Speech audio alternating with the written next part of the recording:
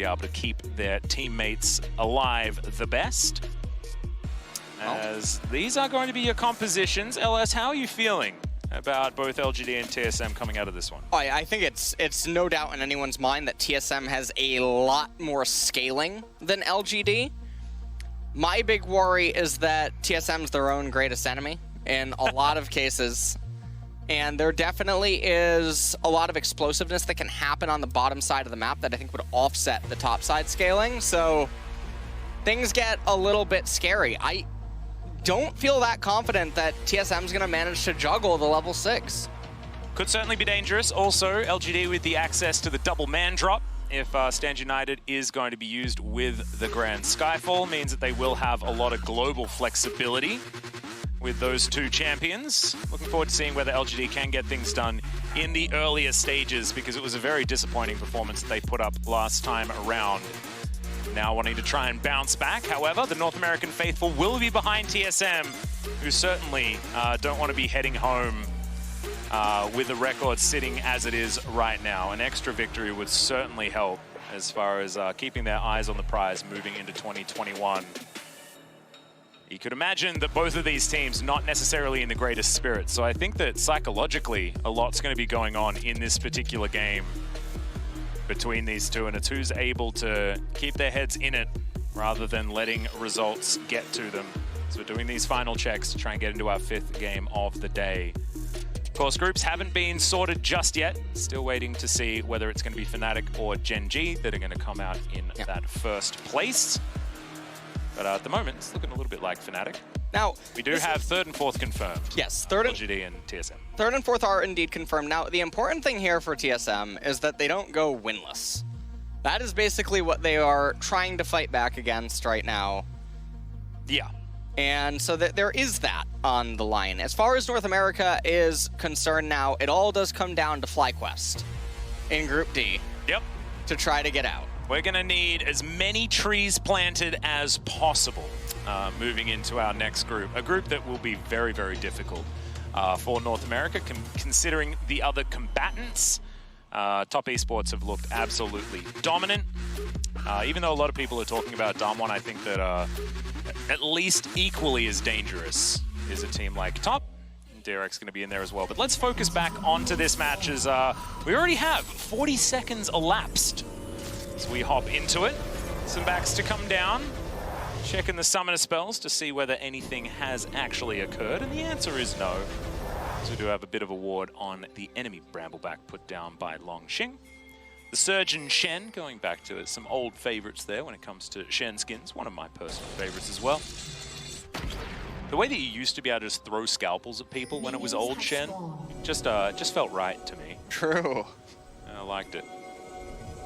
Did feel a lot better. TSM now, they're going to start off with clearing the vision inside of their own jungle. Bjergsen does get the ward, so he's already at 1 CS. Amazing. There we go. Or the lane's even started. Now, he also does hit level 2 now off the first wave. Ooh, true. So that is pretty nice. Xie, understanding that Zilean has a really hard time farming underneath the turret, so I think he's going to try to just shove in really fast while the minions are at different layered HP values and make things really hard. Yep, picks up that bomb as well just to deny its damage onto the minion wave and allow his shove to continue as Longxing throws out some empowered autos onto Broken Blade. See, they're just sort of testing the waters here in this lane for the time being.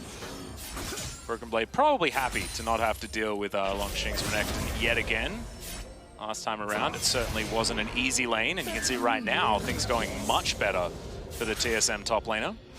Yeah, Broken Blade definitely has control over this lane so far. And Longxing now finally going to ding level 2 himself. Peanut, meanwhile, down here, clearing the Wolf Camp. Not going to use any of the patience on it, which is a little bit surprising. It's one of the mini-games that I know China is very critical of. Oh, yeah. Like Ning's clear speed inside of the jungle. So Peanut with almost a full patience clear on the Wolves right there. That's a virtue, is what I've heard said. So I don't mind it whatsoever. Hawkshot flies through, just trying to scout out Peanut, and he will be spotted. Great aim out of Doublelift there. Not going to deter Peanut for the minute, as Bjergsen down to about 100 actually, as the clockwork wind-up is working. The flash forward, and there it is, first blood for Xie's solo kill in the mid lane at 3 minutes. And that is a very big solo kill. So many minions in front of the turret. Now Bjergsen is going to TP back, but now the wave is going to bounce back in. He has more than enough time. Xie is going to be able to just come off the reset now with such an item advantage. It's going to be really hard now for Zilean to play. Well, Longshen getting shoved in here towards the top side. You can see Spica is in the area to try and put some pressure in, looking for a potential dive maybe. But it is difficult to lock down a Shen without something catastrophic going on. That taunt can be a big problem. Yeah, it's not even just the turret that's the problem here for Spica. It's also that Shen's W is so effective against Braves. Oh! Good hookshot time. Really close call, yeah. That's something that you certainly have to be wary of, and he absolutely played that well. And now the back going to come through from Longxing. So far, early game advantage for LGD as Xie continuing to put pressure onto Bjergsen. See that health bar really not very high for Bjergsen at the moment. He's getting a lot of pressure on him, landing the bombs, but Command Protect and the orb circulating Xie is certainly going to help out. That extra armor and MR is actually a big deal in the early game. Yeah. For the Orianna. Try not to leave your ball in the lane when you're taking damage, guys. That's the PSA. As Peanut, he's going to hop out. Spica making his way around. Ooh, the cannon. Yeah. Oh man, this is so much pressure. Xie almost dirty farming between mid lane turrets. That's not something I thought was possible. Of course, this is a difficult lane for the Zilean, but after that solo kill, it is almost impossible. And I think this is one of the highlights, actually, of Worlds, is when Bjergsen has picked a Zilean, unlike in North America, where he was winning lanes or almost going even in hard counter matchups. On the world stage, Orianna is getting the better end of him. Hold on. Yeah, this is looking a little bit better. Shockwave comes through, the flash into it there as the exhaust comes down. The bomb is going to go on top of Xie, and it is going to explode, but Xie takes a while to die, and Spica is going to be the one that picks up the kill. So, 1-1 now in the earlier stages, and that is going to close the gold gap. Ooh. Regardless of how small it is. A little bit of a freeze up here by Broken Blade. Thought I felt a little bit chilly. As Mark's looking to try and hold this wave for Xie the best he can. Has himself the shield, but Spica comes down. End of the line might just be that, but no, Mark is going to survive for the minute. Tried to hold as much as he possible. Oh, he's going to be able to give it over. Wow, that's actually really important. The experience being the biggest part, but also being able to get the gold for it as well. Xie doesn't actually lose as much as he possibly could have. As Longxing in there, Spirit's Refuge actually to deny any sort of answer from Broken Blade, and that's going to win a trade for the LGD top lane. A flash forward, that's going to be the stun Spica, nailed by the spear, and Peanut going to help the support lock down the kill. Sometimes when you see supports getting kills, you feel bad, but when it's Pantheon, you don't feel as bad. And also now they're able to exert a little bit of pressure onto Broken Blade in the top lane, who had been doing such a good job on his own accord in this Camille versus Shen matchup. And so currently as the game does stand, there's a small gold advantage for LGD. The bot lane, we haven't really been getting too many glimpses of it, and as I say that, we do finally pan down here. Kramer a little ahead in the CS department, but it's definitely not the end of the world. I mean, Kramer hasn't had a lane partner for the last 2.5 minutes, so you'd probably say having a slight CS advantage is not what you would expect from the LGD 80 carry. Mark is finally going to turn back up here towards the bottom lane as the Dancing Grenade looks to try and even out the lane state. Volleys even being avoided. As Captive Audience comes through to try and get a bit of extra damage down. Not going to be able to do anything there as the minions were the ones that procced it. There's now TSM slink off into the river and look for this first Cloud Drake of the game at 7.5 minutes. Looks like they should be able to grab this uncontested. And LGD right now are aware of this, but yeah, there's no way they're going to be able to move over here. Ooh! Oh! Arrow connects. Great shield timing, but I don't think it's going to be enough as Mark is going to go down by Frost. Grabbing that kill, they get the flash out of Kramer as well. That's going to be the lockdown. Spear almost connects, and the curtains have been called. Scoping out Biofrost, who I don't believe had the Unbreakable, and now just going to hold it for the minute. I do like the music, so I like it when our Jhin players do hold onto the curtain call. It was really important that they get the kill at the time that they did, and Shen did not end up appearing down in bottom. And so I feel like TSM, they've really weathered the storm so far. Longxing looking for a little bit more of a battle here towards the top side.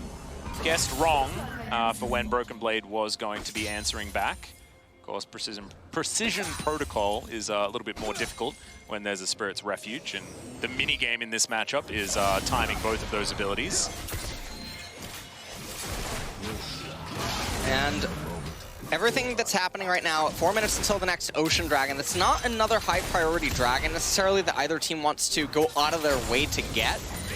And so we'll see what the map state ends up looking like as we do near that. LGD, they are still ahead by about 1,000 gold. Now remember, TSM, it's assumed that they should be down in the gold department. It's the way that the lanes are supposed to basically be going. They're supposed to be bleeding some CS, some EXP, likely some turret plates. So the gold score is not totally indicative of what's really happening in the game. TSM are really in a pretty fine spot, all things considered.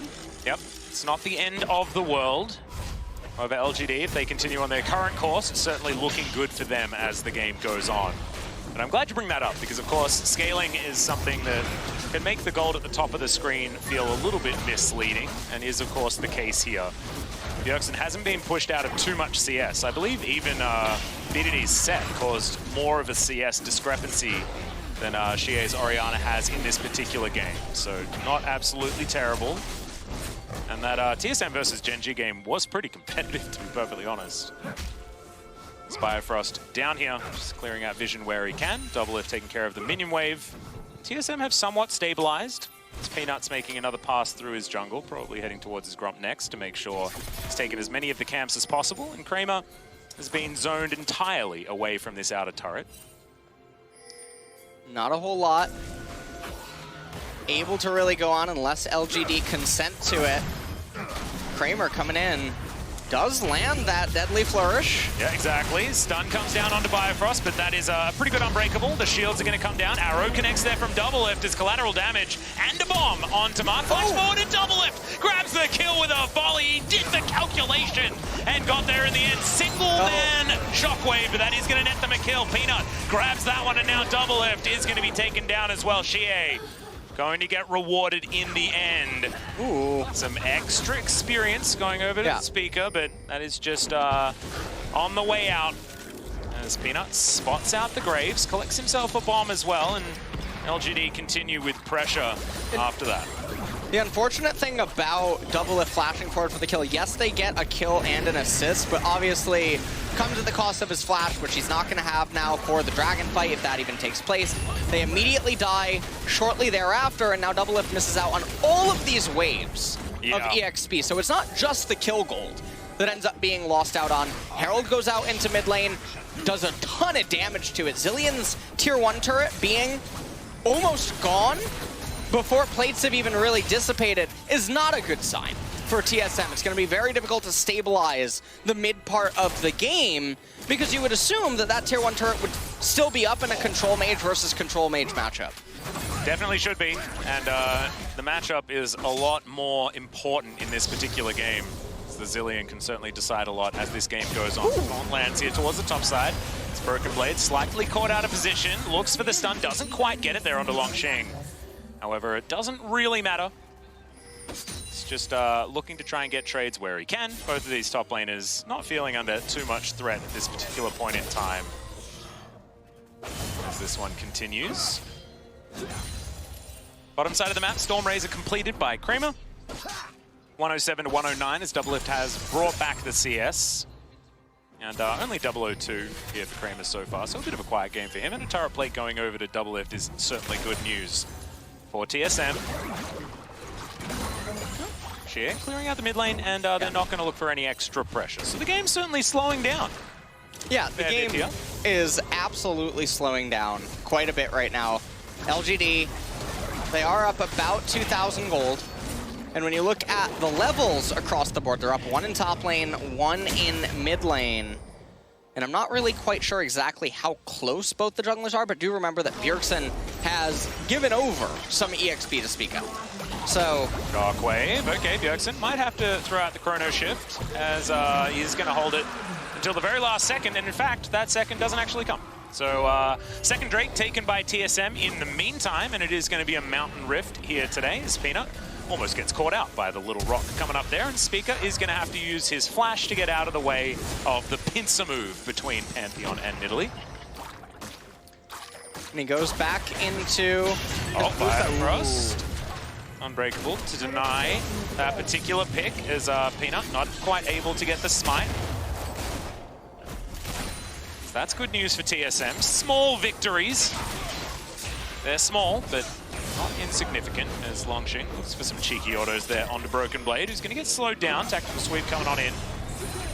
But yeah, I mean, the more I commentate these top lane skirmishes, the less I realize, the more I realize that it's not all that important. I'm really curious what the grass stacks are on both of these two parties right now, because they have really been hitting each other. Yeah, that's like the true deciding factor of this matchup. How many have been denied by the Spirit's Refuge? Maybe that's a question we could ask. But even then, it's not very important, ladies and gentlemen. I think elsewhere on the map is going to be the best thing to watch out for, as both of these top laners are going to be aiming for very different things as these games go on. I mean, Shen is a split pusher, but only because he can get to his team at a moment's notice. Camille's a split pusher because she can murder turrets very, very comfortably. So if you leave her alone, she's going to be very, very scary. And let's see how both TSM and LGD are going to utilize their top-side solo laners as the game progresses. A couple of dragons going over to TSM is definitely good news. Mountain Soul in about, you know, theoretically 8 minutes time, or very close to. Spear going to go a little bit wide there. Aimed out by Peanut, as LGD are wanting to take down this outer turret. And like you illustrated before, this is a big deal. Yes. And the problem with it now is that the vision play around mid is going to be a little bit more difficult for TSM, because normally you would assume, again, well, hold on. Well, hold that thought. This is a lot of people moving towards the top side as Longxing realizes it. Spirit's Refuge actually does mitigate a lot of damage, but the double bomb comes down. Broken Blade is going to grab that kill, and it looks like TSM had enough of this gentleman's agreement on the top side of the map. Yeah, I'm not totally sure why he flashed there, given that Broken Blade had Hextech Ultimatum. So no matter what, he would get locked up regardless and just end up being brought down. But anyways, LGD, at the end of it all, Kramer now, he's going to get the solo turret proximity gold, as well as the turret capture for his team there on the bottom side. Spica is starting the second Rift Herald. Ooh, turret also going to go down here. 4 members. And double lift off to the side for TSM. Broken Blade lying in wait. Seeing whether he can start something off here, as the arrow is going to connect towards the backside. Double taunt is huge by Longxing, though, as Speaker gets himself out of the way with the collateral damage. Meanwhile, Broken Blade dives into the backline. The shockwave used just to try and get rid of the Camille, as the curtains have been called. First 2 shots are going to miss, but the third one's good onto double lift. Broken Blade sniped, as well as Peanut has to get the heck out of there. Looks for another spear, but the Unbreakable is good. No! Kramer locking down the second one for himself. And LGD now have TSM cornered underneath their turret. Chrono Shift still on cooldown, and Peanut still stalking his prey. Bjergsen just locking up what he can. Spica didn't quite know where to walk, but is going to be safe in the end. And LGD are going to win a fight and look for their third turret of the game. And what looked like was going to be the start of some good news for TSM just turns around so quickly. And LGD now, they raise yet another turret, and they extend their lead to just over 4,000 gold here at 17 minutes. And this is very problematic for TSM, because also Mountain Dragons are coming up. So we take a look at this. Stand United in on Pantheon. He goes in onto Bifrost, lines up perfectly for the Shen taunt. Broken Blade with some really good execution over the ledge. Hextech Ultimatum, they didn't quite have the ability to kill Xie. Everyone from TSM was thinking that they were going to disengage. Some of the curtain call bullets ended up whipping. Peanut tries to go in. Little bit of mechanical footsies going on between these two teams, and Kramer with just a beautiful deadly flourish yet again. And I actually, like, oftentimes you see a lot of value coming out of a Zillion when a team is very all-in with their team fights, right? When they've got a lot of abilities to land you on top of your opponent, not quite as many to get out, as I might have to hold my thought as Broken Blade looking for a bit of a fight here, finds the hook shot, dives on top of Peanut but misses the stun. And the Chrono Shift is going to get there at the very last instance, but it's not going to be enough. Pull back with the Shockwave and a little bit overly aggressive there by Broken Blade as LS looks very, very confused as to why that just happened. And the thing that's so bizarre about it is that Mountain Dragon is up, and they're randomly going for something like that. Now, Shie as well. Yeah, Flash does come through to get himself out of the way of the arrow, but he still takes a lot of damage. Kramer looks for another Deadly Flourish, but misses it. Gets 6 points in my particular country when he's playing football, but however, not going to get anything when it comes to League of Legends. It's Peanut. He's looking for this Mountain Drake, the first dragon for LGD of the game. Mark's going to be there to play goalie, and Shen's pushing out the bottom lane. This is going to go over to LGD very comfortably and head us towards a 5,000 gold lead for the LPL team in their final game at Worlds. And this is just very, very unfortunate for TSM, because had TSM gotten a Mountain instead of the Cloud and then LGD just got a Cloud Dragon, it's not as painful. But now that LGD are the ones that they were fortunately in control of the game at the spawn of the Mountain Dragons, now they capture it. It's very brutal because they're getting very, very good combat stats for their team. And then in addition to this, I mean, Graves, he's going the lethality build. Every little point of armor that the enemy gets is that much more painful for you. Yeah. Oh, man.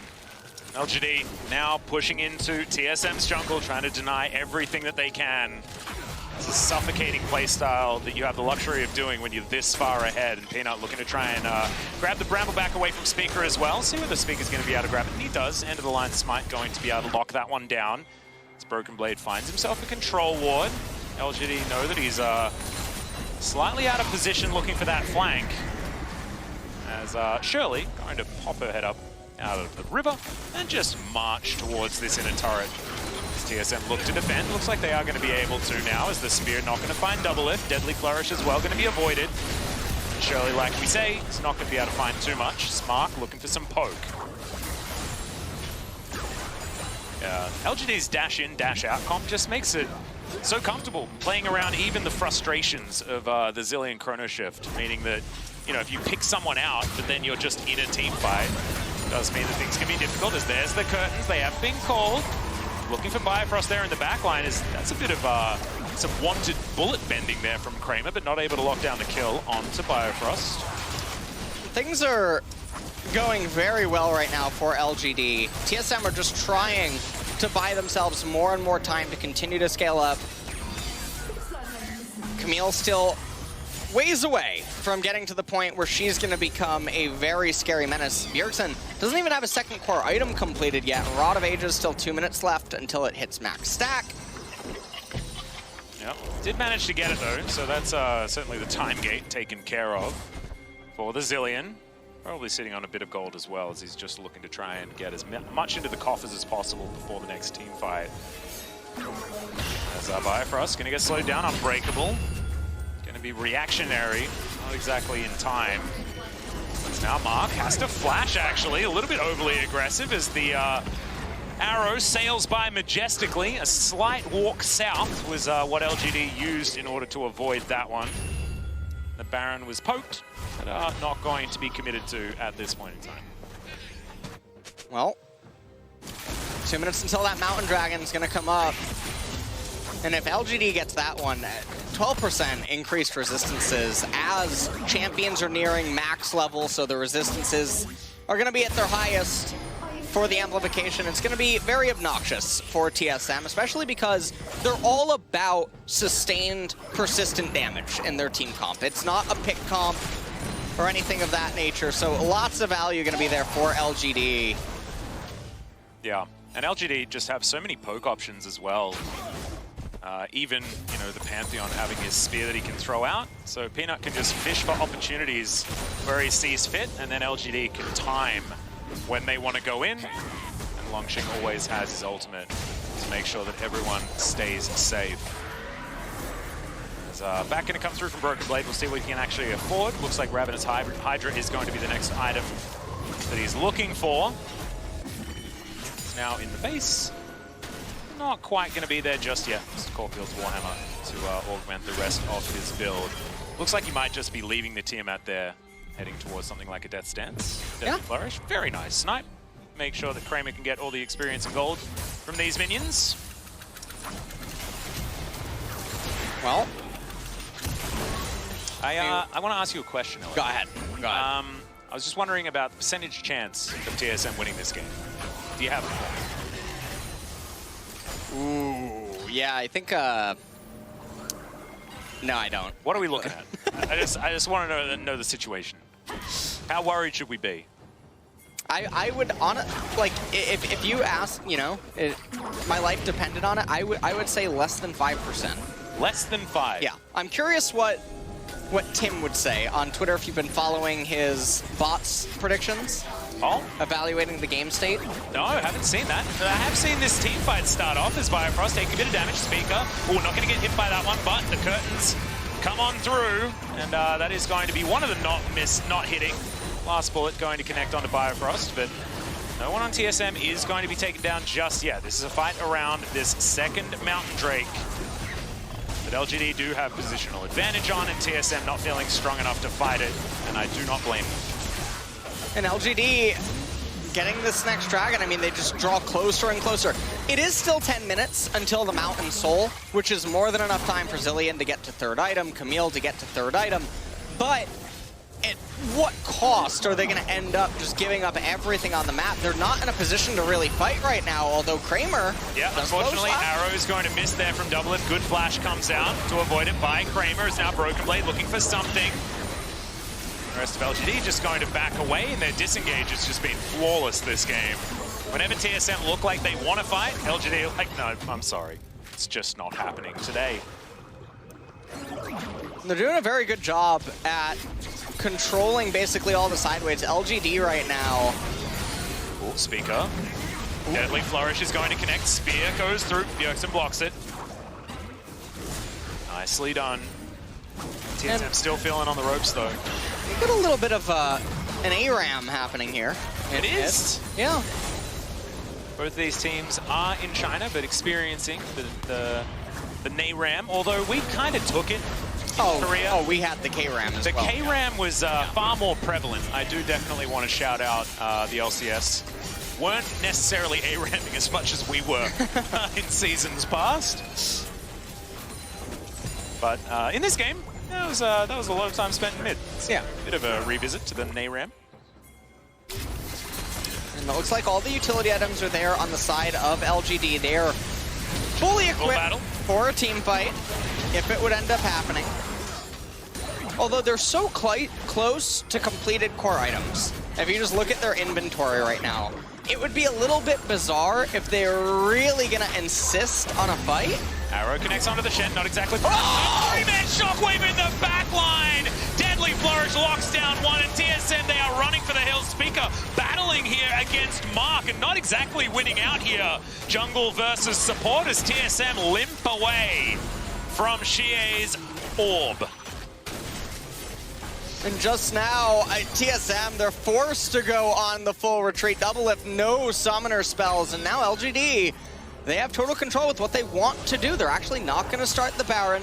And this is what I was mentioning, in that Jin, so close to his completed item. You have Xie and Nidalee very close as well. I think that Longxing, I don't know if he's going for the Warmogs, or if he's just going to go for the Knight's Vow and go down the supportive route. Yep. So we'll see what happens there. There's the third item completed for the Jin. Oh, Xie is so close to Zhonya's as well. This is 3 items coming through from 2 of the most notable 3-item champions in Orianna and the Jin. Jin with these particular ones collected. Very similar to a lot of our crit 80 carries, but he's no exception, absolutely. As Grand Skyfall comes through, that is going to be the Stand United compared with it, as that is going to be the Chrono Shift having to be used very, very early in this fight onto Bjergsen himself. In goes Broken Blade. They're looking for Mark. He's very low, and that is going to be the Hextech Ultimatum that locks down the Pantheon. Now Longxing going to have to taunt himself out of there as Bifrost does follow willingly, and now Broken Blade going to go into his stopwatch. For Longxing, he doesn't really care. He's got himself the Spirit's Refuge, keeps him alive for so long as now Speaker comes in, but collateral damage not going to be able to do enough to take down anyone more, and only Mark is going to fall after that one. And Jin definitely sounds scary, which is Yes. walking away. Now, Kramer was not there, basically, during the fight when it was at its peak moment. So, a little bit overzealous was LGD. Double lift, no summoners, no Enchanted Crystal Arrow. All 4 bullets are going to land. Okay. Deadly Flourish as well. Okay, Kramer, chill out, mate. We get it. You can hit every skill shot. Well played. Double lift is going to survive, however. And it does mean that he has to go for a reset here. And 50 seconds now on the Mountain Drake. He should be able to get back as Bjergsen speeds himself up. Super Soaker comes in and does get the flash out of Peanut, who will have another pounce available if another bomb does come down. But that is a very valuable flash to come out from Bjergsen, who's coming alive now on this Zilean. We'll see if he can manage to keep TSM alive inside of this game, because all the pressure is on him. Now Speaker going to get tagged by the Spear. LGD now having to deal with a mid lane minion wave. It's going to give TSM some priority around this Mountain Drake that's going to be spawning in 12 seconds time. More experience, level 15 now given over to Speaker. Peanut going to be in an experience deficit thanks to the Zilean. Good news. Longxing very tanky right now. Looks like it might be a Spirit Visage potentially coming in next, but we'll have to see exactly what that item is going to be. Mark looks for the stun, does get it down there, but Stand Beside Me going to be in for Biofrost. That is going to be the Dragon taken by Double Lift, of all people. TSM did have control of the pit. Peanut goes for the smite, doesn't quite find it. In fact, this Worlds has not really been the greatest for Peanut's ability to smite. And this is definitely scary because the gold graph, I mean, you take a look at it on our screen, it is stagnating very hard, and this is a TSM wonderland when things of this nature are happening. Speaker does not have smite. I think they're aware of that.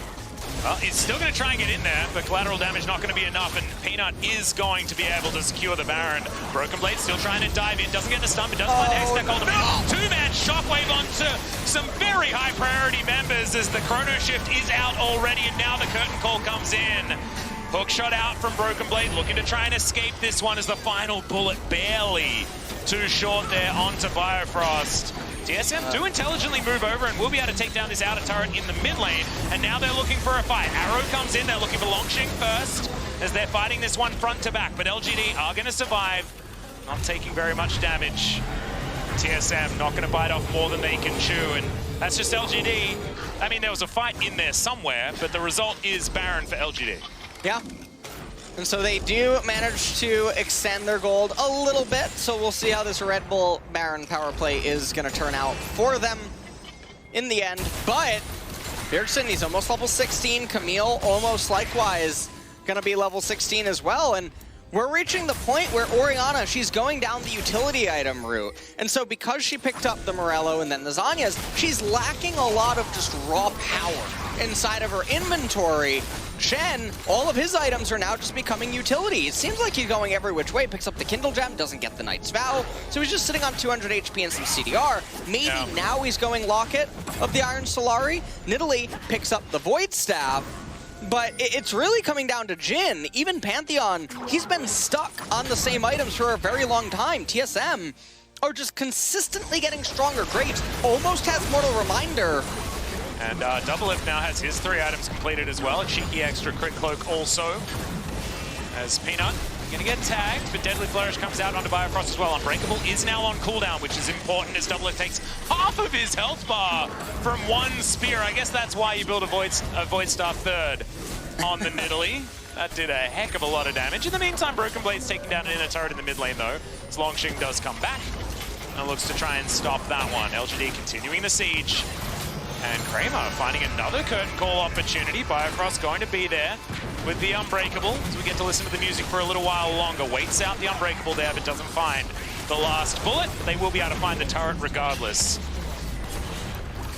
And this is just going to be LGD brute forcing through the bottom lane. Going to be able to take that inhibitor without any response by TSM. And now the inhibitor going down isn't necessarily the end of the world if you are a TSM fan. This provides basically a lane that's now going to funnel them in gold. The only way that this inhibitor comes back to bite them, given that they have a Camille who has teleport available, is if they somehow take a catastrophic team fight and die, and LGD can end through it. Yeah. But realistically, this should just be a gold and an experience funnel.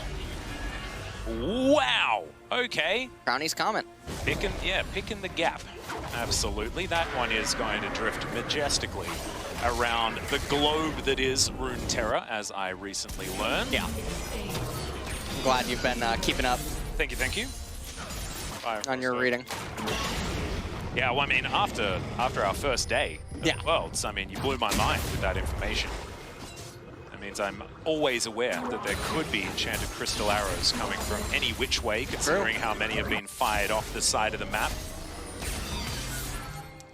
I just liked the idea that it was flat, you know, heading off into nothingness, and then I'd never have to worry about them again. It's Broken Blade just dealing with super minions, certainly equipped to do so, as is GA. So basically double GA. This Chrono Shift going to be there for Bjergsen if they are going to teamfight around the Camille. It's a lot of extra lives. And here's one of the other things about that inhibitor being down. It's in close proximity to the major neutral that is the Mountain Drake that's coming up. And this is also Soul Point. So, doesn't look like TSM maybe are that interested. Oh no, I think they are. Bjergsen is speeding his way down here.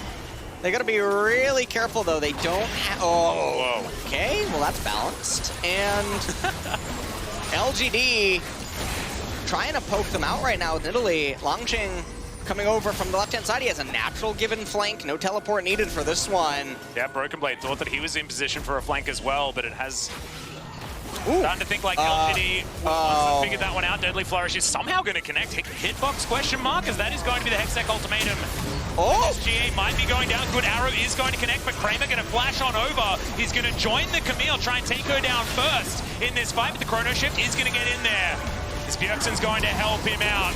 He's still alive in this fight, as Mark may not be so lucky. Collateral damage ties him up there. As Bjergsen's so close to death, but he's going to keep himself alive. Now Longqing looking for double lift and will find him. Broken Blade trying to hookshot his way out, but may not be able to get there. The spear will connect. Speaker, can they get this 2v2 is the question, as there's the stun, smoke screen, try and get the Nidalee out of there. Longqing is very, very tanky. Spirit's Refuge is busted in this instance. And Broken Blade is eventually going to have the precision and the protocol to be able to grab the Shen. As Peanut's still looking for it, and this is the cutest little game of cat and mouse, or cat and graves, I guess. The smoke screen going to deny Peanut one more time. Collateral damage thrown down there. In the meantime, LGD, by the way, are winning the game. But this is fun. This part towards the bottom side of the map, this is what we want to see. As they are going to find Peanut, and that spear is not going to connect. The kitty cat lady just going to disappear. And Peanut now, he's going to turn his attention. It was the other way around. I'm getting all thrown out of whack because this game is just insane. What a chaotic series of events. That's going to be the third dragon going over. And everyone has a lot of resistances right now that are getting some nice amplification. So it's very mountainous. Yeah. Over LGD's way. Not entirely sure what their gaming house is, but it might be in the Alps, somewhere in China.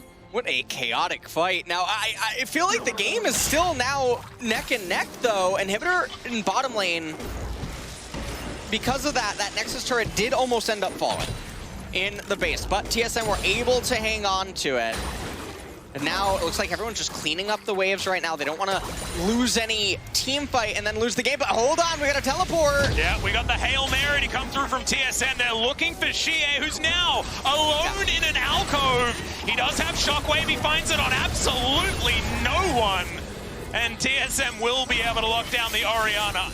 If that's not a panic Shockwave, then I've never seen one in my life. Oh, no. No. Are we looking for the back door? Is it happening? Are we Jhin in Pantheon. Are we going to trade Baron for Nexus? That has never been a good one. Oh no. As LGD trying to keep them here. Oh, no. Yep, Curtain Goal going to come in. And yes, TSM, you did manage to get a Baron, but can you get out of here is the question. Empowered recalls are going to come through, but there are no turrets left remaining. One comes back. There are 4 people here. Can Longshing do it? Is the question. Is Peanut's going to go golden? A few more auto attacks, and this one's going to go down. Stage United keeps Peanut alive, and LGD do it. They trade Nexus for the Baron, and that's going to get them the victory. This game came down to pride, but damn, it was exciting. I'm blown away at the ending, Atlas. It looked like TSM were going to actually stabilize, get the Baron, have that persist into the Mountain Soul, and probably win the game. Their team comp was at the stage where it was vastly superior in a straight-up 5v5. Yeah, that wasn't exactly the Red Bull Baron power play that you were looking for on TSM's side, but I do understand why they're going for it, right? Because sometimes you get that point of desperation where you just need to make a call and commit to it, and Baron empowered recalls are a thing. They did manage to get 4 people back there, but unfortunately, the Shen, the Spirit's Refuge, the denial of all of that damage, and Peanut also being there with a Lich Bane meant that the Nexus just did not